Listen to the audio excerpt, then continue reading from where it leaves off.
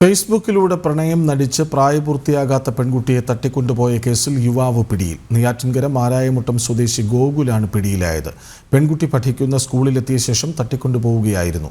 POCSO വകുപ്പ് ചുമത്തി arrest ചെയ്ത ഗോകുലിനെ കോടതിയിൽ ഹാജരാക്കിയ ശേഷം റിമാൻഡ് ചെയ്തു. പെൺകുട്ടിയെ കാണാനില്ലെന്ന ബന്ധുക്കളുടെ പരാതിയുടെ അടിസ്ഥാനത്തിൽ കൊല്ലം പൂയപ്പള്ളി പോലീസ് നടത്തിയ അന്വേഷണത്തിലാണ് നെയ്യാറ്റിൻകര മാരായമുട്ടം സ്വദേശി ഗോകുൽ പിടിയിലായത്. 2 മാസം മുമ്പ് ഫേസ്ബുക്കിലൂടെയാണ് ഗോകുൽ പെൺകുട്ടിയെ പരിചയപ്പെടുന്നത്. തുടർന്ന് വാട്സാപ്പ് ചാറ്റുകളിലൂടെയും ഫോൺ കോൾ വഴിയും കുട്ടിയുമായി അടുപ്പം സ്ഥാപിക്കുകയും നേരിട്ട് കാണണമെന്ന് ആവശ്യപ്പെടുകയും ചെയ്തു. തുടർന്ന് പെൺകുട്ടി പഠിക്കുന്ന സ്കൂളിലെത്തുകയും അവിടെ നിന്ന് കടത്തിക്കൊണ്ടുപോവുകയുമാണ് ഉണ്ടായത് എന്നാണ് പോലീസ് പറയുന്നത്.